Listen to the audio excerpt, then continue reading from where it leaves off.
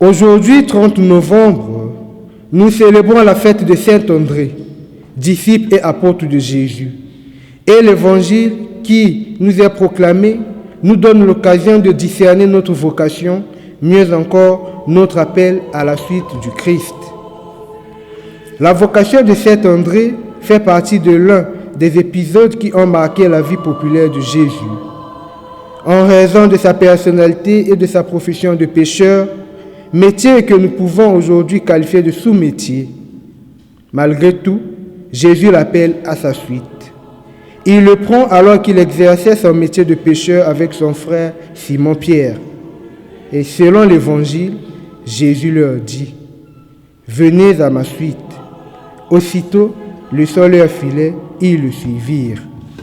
Frères et sœurs, ce récit de Saint Matthieu donne à première vue l'impression qu'il y a quelque chose de fou et de fascinant dans cet appel des premiers disciples, quittant en un instant son travail et sa famille pour suivre quelqu'un qu'on ne connaît ni domicile, ni parents, ni métier.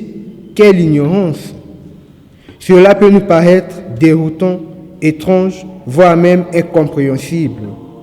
Mais aujourd'hui, la parole de Dieu nous fait comprendre que Dieu nous connaît mieux que nous-mêmes. Il a un projet sur chacun et chacune de nous.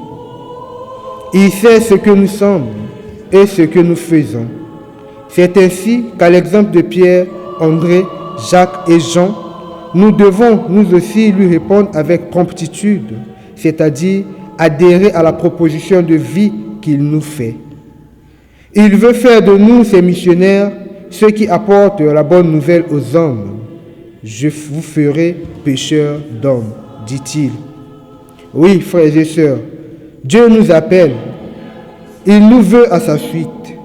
Sommes-nous prêtes à répondre à son appel? Laissons tout ce qui nous empêche à rencontrer Jésus. Haine, jalousie, sorcellerie, etc. Et portons chacun sa croix pour se mettre à sa suite. En effet, Matthieu poursuit ses propos en ces termes. Aussitôt, ils laissèrent leur filet pour le suivre. Par ces mots, on comprend que quand le Christ a appelé Pierre et André, il s'était servi des circonstances de leur vie, c'est-à-dire d'une actualité vivante pour symboliser leur prochaine mission. Ils seront désormais pécheurs d'hommes. C'est ainsi que nous comprenons mieux maintenant le départ soudain des deux frères. Jésus ne tombe pas ex nihilo. Il s'agit au contraire d'un moment essentiel pour ces hommes en quête de vérité et d'espérance. Bien-aimés du Seigneur, ce que Jésus veut nous faire comprendre à travers cet exemple est que la dimension spirituelle prime sur toute réalité corporelle. Et cette priorité se confirme en ce sens que Simon-Pierre et son frère André laissent aussitôt leur filet. Dans ce contexte, il ne s'agit pas de mésestimer sa famille ou de considérer l'activité des deux pécheurs comme sous-métier, mais de répondre seulement à l'appel de Dieu.